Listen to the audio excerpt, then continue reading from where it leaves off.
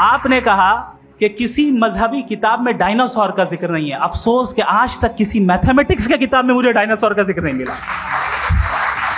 Religion science को रोकता है? नहीं रोकता। अगर रोकता है तो गलत करता है। रिलीजियन साइंटिज्म को रोकता है, जिसमें हमारे जावेद साहब मुब्तला हैं। ये दावा तो मजहबी लोग करते हैं कि खुदा है। मैं क्यों साबित करूं कि नहीं है? जब तक आप मुझे कन्विंस नहीं कर देंगे मैं नहीं मानूंगा। वक्त भी नहीं था, कुछ भी नहीं था।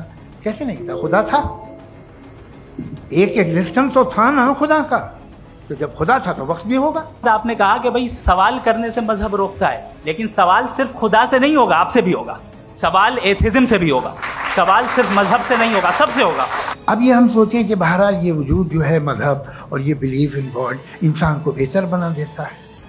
तो एक काम कीजिए, हिंदुस्तान वर्ल्ड का नक्शा लीजिए और मार्क कीजिए कि रिलीजन कहाँ कहाँ जाता है। रख दीजिए नक्शा अलग।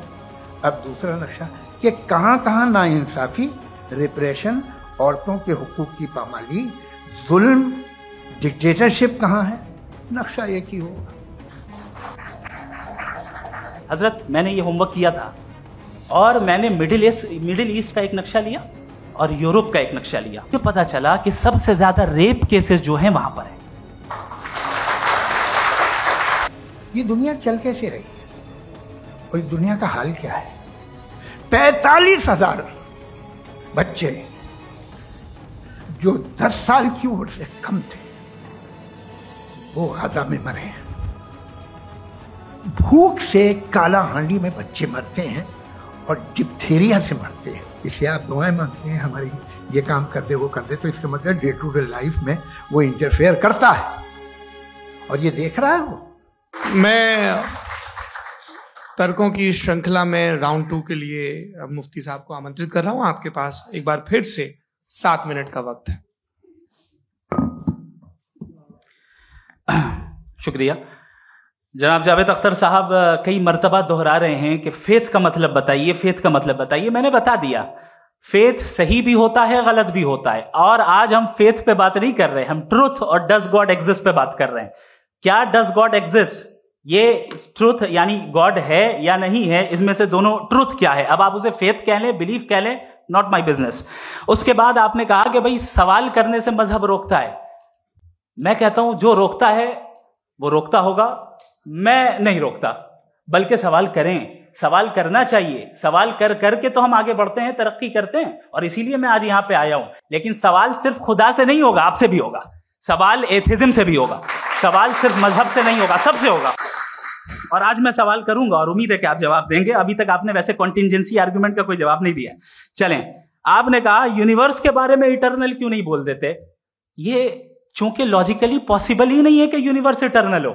यूनिवर्स एक कॉन्टिंजेंट चीज है जो टाइम एंड स्पेस के पाबंद है, टाइम एंड स्पेस से बाउंड है। जो टाइम एंड स्पेस से बाउंड होगा वो कॉन्टिंजेंट होगा। जो कॉन्टिंजेंट होगा वो उसकी बिगिनिंग हुई होगी। जिसकी बिगिनिंग हुई होगी वो इटर्नल नहीं हो सकता। ये तो कॉमन सी बात है। आपने कहा कि किसी मजहबी किताब में डायनासोर का जिक्र नहीं है। अफसोस कि आज तक किसी मैथमेटिक्स की किताब में मुझे डायनासोर का जिक्र नहीं मिला।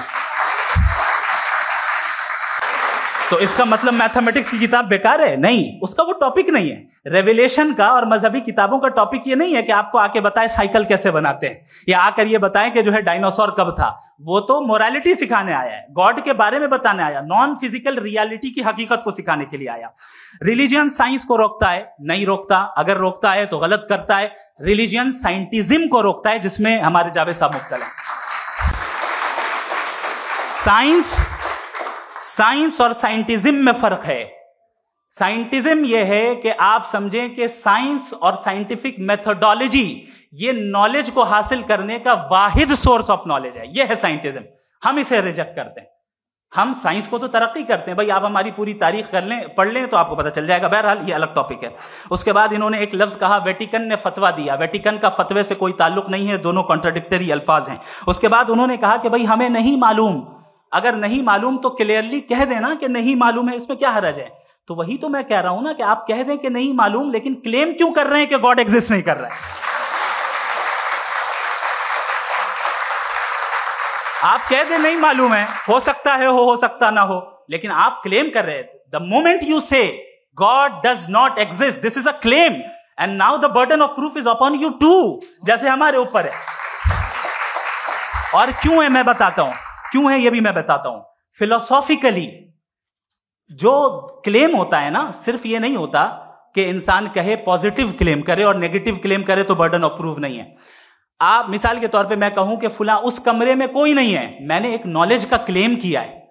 उस कमरे में कोई नहीं है, मैंने एक नॉलेज का क्लेम किया। या तो मैं कहूं मुझे नहीं पता, हो भी सकता है नहीं भी हो सकता है, this is not a claim. लेकिन जब मैं कह रहा हूं कि वहां कोई नहीं है या मैं कह रहा हूं वहां कोई है, दोनों क्लेम है और दोनों के ऊपर बर्डन ऑफ प्रूफ है। हमारे ऊपर भी बर्डन ऑफ प्रूफ है, मैंने कंटिजेंसी आर्ग्यूमेंट दिया, इसे तोड़कर दिखाइए। आखिरी चीज, इन्होंने कहा कि खुदा दुनिया बनाने से पहले 150 साल पहले या करोड़ों साल पहले क्या कर रहा था। अरे हजरत, चलें बहरहाल मैं जवाब दे देता हूं, आप हमारे रिस्पेक्टेड पर्सनालिटी हैं, अगर आप नहीं होते तो मैं इसे एंटरटेन ही नहीं करता। टाइम, ये 100 साल पहले या 100 साल बाद, पहले बाद में अभी, ये वो अल्फाज हैं जिनका ताल्लुक टाइम से है। टाइम शुरू ही हुआ है यूनिवर्स की बिगिनिंग के बाद, तो उसके पहले खुदा क्या कर रहा था, सवाल इलॉजिकल है, ये फेलेसी है। यानी आप ये कह रहे हैं कि यूनिवर्स के बनने से पहले खुदा क्या कर रहा था, टाइम के बनने से पहले, पहले का ताल्लुक टाइम से, टाइम उस वक्त था ही नहीं, तो ये सवाल ही इनवैलिड है खुदा के ताल्लुक से। दूसरी चीज, आर्ग्यूमेंट ऑफ कंटिजेंसी जो मैंने आपके सामने पेश की है, आपने बार बार ये प्रूफ किया और ये कह रहे हैं कि गॉड ऑफ गैप्स। देखिए पहले नहीं मालूम था, साइंस ने कर दिया। सिंपल की मिसाल से मैं समझा देता हूं। जिस गैप्स की आप बात कर रहे हैं ना, साइंस उन गैप्स को जिन चीज के जरिए भी प्रूव करेगा वो कॉन्टिजेंट ही होगा, अब चाहे वो फोर्स हो, मैटर हो या एनर्जी हो।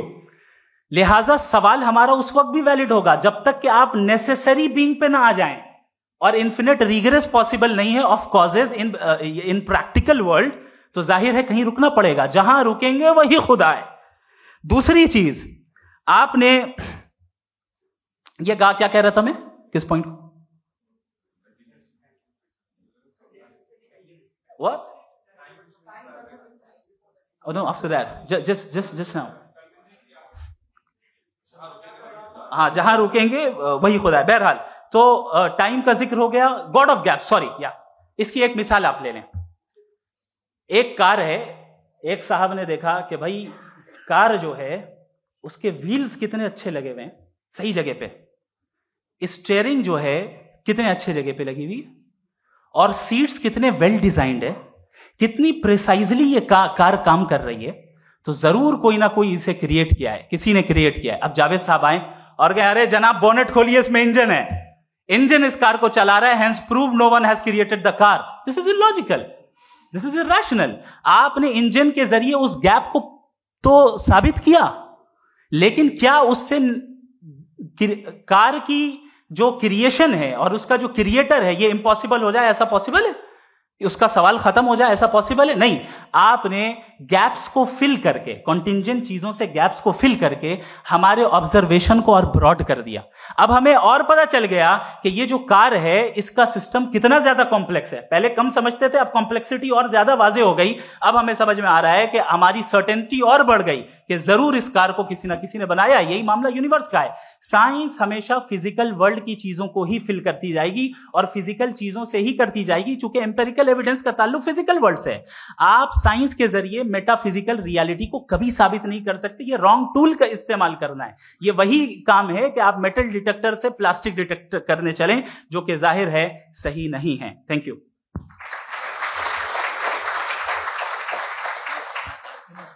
जी, ये आर्ग्यूमेंट का राउंड 2 है। हाँ। 7 मिनट है। पहले तो मैं आपसे अर्ज करूं कि आपने कहा कि जब कायनात ही नहीं थी तो वक्त भी नहीं था, कुछ भी नहीं था। कैसे नहीं था? खुदा था। एक एग्जिस्टेंस तो था ना खुदा का। तो जब खुदा था तो वक्त भी होगा। ऐसा नहीं है कि कुछ भी नहीं था, खुदा था। अच्छा, बाकी एक आपने कहा साहब आप साबित कीजिए, आपके पास भी लॉजिक है, मेरे पास भी लॉजिक है। आप मेरा जिम्मेदारी नहीं है साबित करना कि खुदा है। बर्टन रसल ने बड़ी अच्छी बात कही। बर्टन रसल ने बड़ी अच्छी बात कही। मैं आपसे अगर ये दावा करूं कि चाय की केतली मरीख के चारों तरफ घूम रही है, मार्स के चारों तरफ, तो यह आपका काम नहीं है कि आप साबित करें कि कोई चाय की केतली नहीं है। ये मेरा काम है, मैंने दावा किया है। ये दावा तो मजहबी लोग करते हैं कि खुदा है, मैं क्यों साबित करूं कि नहीं है?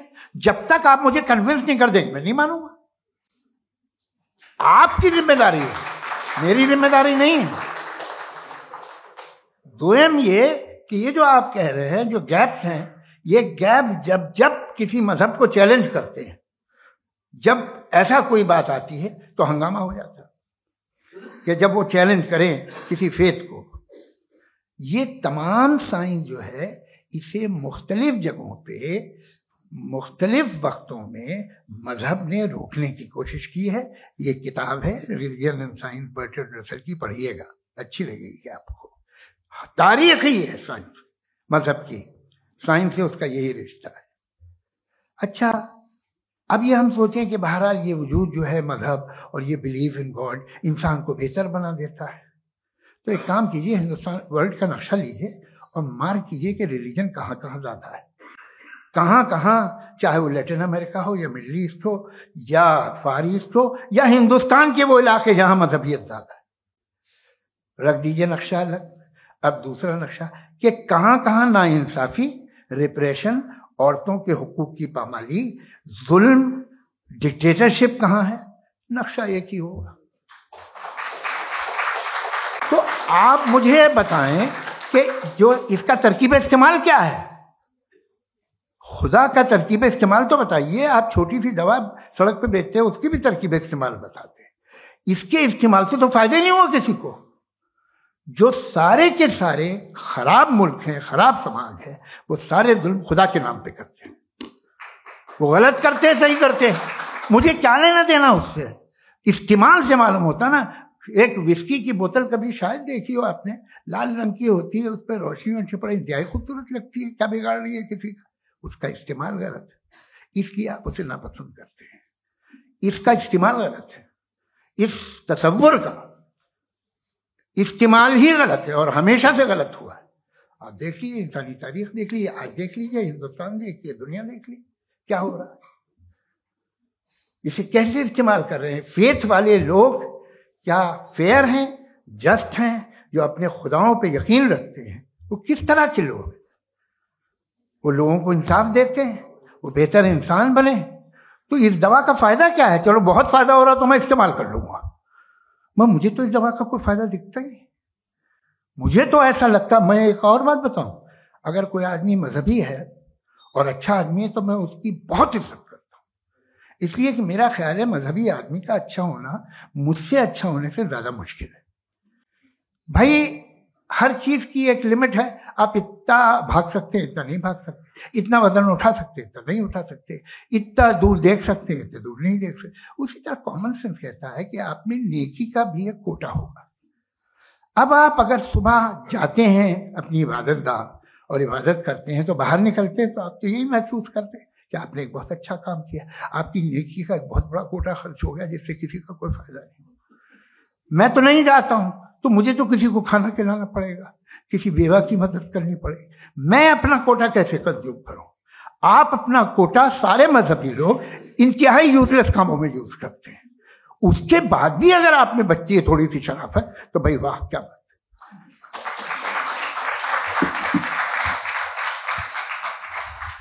एक तो मुझे ये बात बहुत अच्छी लग रही है कि दोनों ही विद्वान समय को मानते हैं और बहुत समय से अपनी दलीलें और बाज दफा समय से पहले अपनी तकरीरें पूरी करके अपनी अपनी कुर्सी पर बैठ रहे हैं।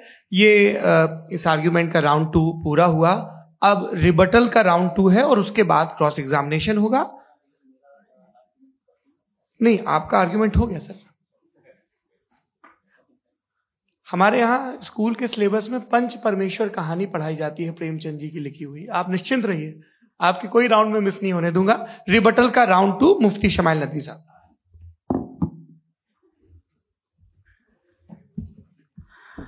असल में जो हकीकी प्रॉब्लम है, असल प्रॉब्लम है, वो ये है कि जावेद साहब के पास कॉन्सेप्ट ऑफ गॉड क्लियर नहीं है। इन्होंने कहा कि कायनात से पहले खुदा तो था, तब भी तो टाइम होगा। ये टाइम कायनात का हिस्सा है। हम खुदा, उस खुदा को मानते हैं, नेसेसरी बीइंग का टाइमलेस होना जरूरी है, चूंकि वो टाइम का क्रिएटर है। जब उसने टाइम को क्रिएट किया तो वो खुद टाइम पे कैसे होगा? उसने जब स्पेस को क्रिएट किया तो खुद स्पेस में कैसे होगा? अगर वो टाइम एंड स्पेस को पहले से ही उसका पाबंद है तो फिर किस चीज को उसने क्रिएट किया? लिहाजा ये सवाल गलत है कि खुदा था तो टाइम होगा। बिल्कुल नहीं, टाइम के पाबंद हम है, खुदा नहीं है। हम फिजिकल वर्ल्ड से ताल्लुक रखते हैं, वो मेटाफिजिकल रियलिटी है। दूसरी चीज इन्होंने मिसाल दी कि चाय की केतली हवा में घूम रही होगी, और पता नहीं शायद वो बर्टन रसल का उन्होंने हवाला दिया। बहरहाल यही प्रॉब्लम है। प्रॉब्लम यही है कि हम चीजों के दरमियान डिफरेंशिएट नहीं कर पाते। ये जो आपने मिसाल दी ये इमेजिनेशन है, और मैं जो साबित कर रहा हूं वो लॉजिकल नेसेसिटी है। आप इमेजिन करने आए तो कुछ भी करें, जुपिटर में पिंक एलिफेंट होगा, यूनिकॉर्न होगा, करें, उससे कायनात पे क्या फर्क पड़ता है? उससे आप लॉजिकल नेसेसिटी साबित नहीं कर सकते। मैं तो उस प्राइम कॉज की बात कर रहा हूं, उस नेसेसरी बीइंग की बात कर रहा हूं जिसके बगैर इस कायनात का एग्जिस्टेंस मुमकिन नहीं है। दूसरी चीज, मजहब को साइंस चैलेंज करती है वगैरह वगैरह, ये हमारा टॉपिक ही नहीं है। मैं इस पे बात करूंगा तो फिर मेरा वक्त चला जाएगा। मजहब के ऊपर चूंकि हमारी डिस्कशन नहीं है, साइंस को मजहब और बिलखुसूस मैं और हमारा वर्ल्ड व्यू कम अज कम साइंस को पीछे नहीं करता है, साइंटिज्म की मजम्मत करता है। इसकी वजाहत मैंने पहले कर दी। दूसरी चीज इन्होंने कहा वर्ल्ड का नक्शा लीजिए, वर्ल्ड मैप लीजिए, दो अलग अलग जगह की। हजरत मैंने ये होमवर्क किया था, और मैंने मिडिल ईस्ट का एक नक्शा लिया और यूरोप का एक नक्शा लिया। ये मजहबी इलाका और ये लिबरल और एथीस्ट इलाका। मुझे पता चला कि सबसे ज्यादा रेप केसेस जो हैं वहां पर है।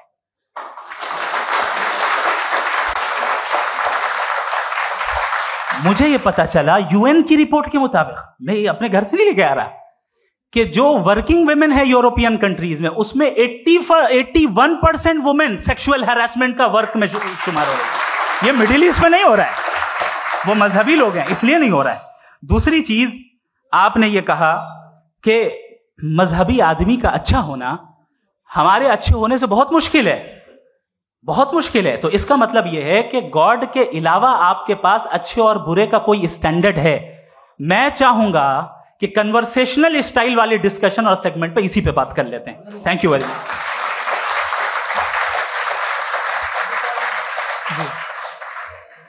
ये रिबटल का राउंड 2 है। आपके पास 5 मिनट का वक्त है, और इसके बाद क्रॉस एग्जामिनेशन शुरू करेंगे। आप चाहे तो जो इन्होंने सवाल पूछे उनके जवाब आप रिबटल में भी दे सकते हैं। जी जी, देखिए, पहले तो ये बात कि ये मिसाल गलत नहीं है, गलत है। इन्होंने पहले ही हमको डिसार्म कर दिया।